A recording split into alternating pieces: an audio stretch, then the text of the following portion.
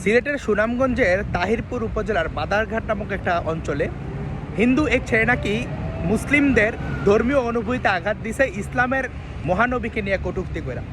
সেই অভিযোগে পুলিশ তাকে তদন্তের পূর্বেই গ্রেফতার করে এবং কোনো প্রমাণ ব্যতীত তার বিরুদ্ধে সাইবার একটা মামলা করার পরবর্তী সময়ে তাকে কারাগারে প্রেরণ করে। আপনারা জানেন যে পুলিশের কাছে যায় থানায় মামলা করা কতটা টাফ বিষয়। পুলিশ তাকে কিভাবে পায়, সেই এলাকার তৌহিদি জনতা এবং কিছু যুবক তাকে বাড়ি থেকে ধরে আনে, মারধর করে পুলিশের কাছে দেয়। সেই ছেলেকে পুলিশ তাদের অধীনে নেওয়ার পরবর্তী সময়ে শত শত সেখানকার জনতা যায়া সেই এলাকার হিন্দুদের 3টা মন্দির ভাঙচুর করে প্রায় 10 থেকে 15টা বাড়িঘর দোকানপাট লুটপাট করে এবং অভিযুক্ত ছেলের বাড়ির মোটর এমনকি মনে হয় টয়লেটের বদনাসহ নিয়ে গেছে, যার যেমন রুচি। তো এখন কথা হলো, সেই ছেলে যদি অভিযুক্ত হয় সেক্ষেত্রে কি তার বাড়ির মালামাল লুট করা পুণ্যের কাজ হয়ে যায়?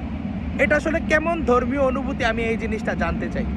তদন্ত হওয়ার পূর্বে আমি কেন বিশ্বাস করি না যে ওই ছেলেটা ধর্ম অবমাননা করছে, কারণ সেম ঘটনা কুমিল্লার ইকবাল ঘটাইছে, যার কারণে হিন্দুদের প্রাণ দিতে হয়েছে। সেখানে উগ্র মুসলিমরা যাইয়া হিন্দুদেরকে মারছে, নোয়াখালীতে ঢুকা প্রান্তদাসকে মন্দিরের ভিতর কোপায়া মারছে, অথচ দেখা গেলো কোরআন রাখছে ইকবাল।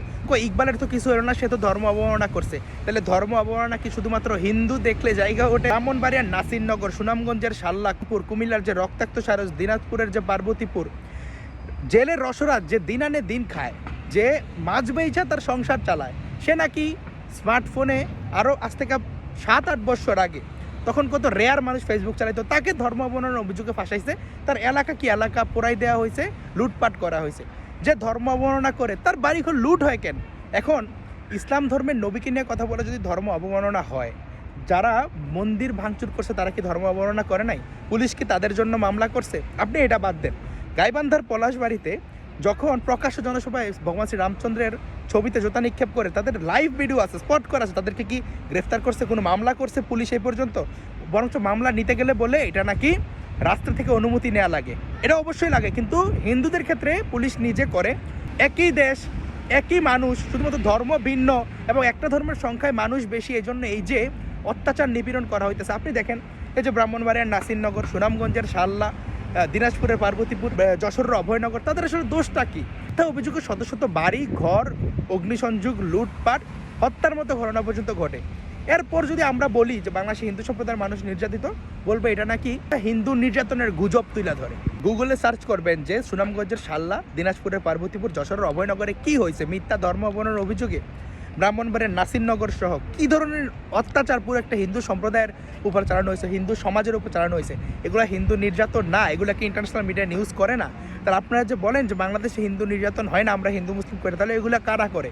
বরঞ্চ আপনারা কথাটা এভাবে বলবেন যে বাংলাদেশে হিন্দু নির্যাতন হয়, বাট আমরা যেন না হয় সেটা চেষ্টা করব।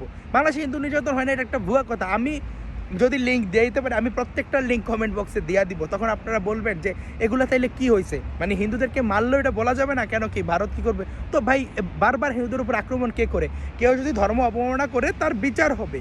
বিচার না কইরা সে দোষী সাব্যস্ত হওয়ার আগেই তার বাড়িঘর লুট করা পাড়া জ্বালাই দেওয়া, সে অভিযুক্ত হলে তার বিচার হবে। তার বাড়িঘরে আসলে কি হয়েছে? সুতরাং এই যে একটা ধর্মের মানুষই মানুষ, অন্য ধর্মের মানুষ মানুষ না, এ ধরনের বৈষম্যের শিকার তো হিন্দুরা রাষ্ট্রীয় আইনে হইতেছে। নাটকবাজ মহিবুল্লাহ সে নিজে পায়জামা খুইল্লা শুয়ে থেকে বলাৎকারের নাটক সাজাইছে ইসকনের বিরুদ্ধে, এমন একটা হামলা করার জন্য। তো এই যে দেশের ভাবে আইনগতভাবে সামাজিকভাবে হিন্দুদের এই বৈষম্য, এটা কি হিন্দুদের চোখে পড়ে না? এখন যদি চৈতালিরা বলে যে আমরা মুসলিমদের এলাকায় থাকি, এই জন্য আমাদের কেউ ধর্ম অবমাননা না করলেও মিথ্যা অজুহাতে পাড়া জ্বালাই দেওয়া হয়, এগুলো তো ডকুমেন্টেড কথা। তো আমাদেরকে আলাদা করে দেন, আমাদেরকে আলাদা থাকতে দেন, আলাদা প্রদেশে থাকতে দেন, তখন চৈতালিরা রাষ্ট্রদ্রোহী হবে। কারণ চৈতালিরা এই কথা বলছে।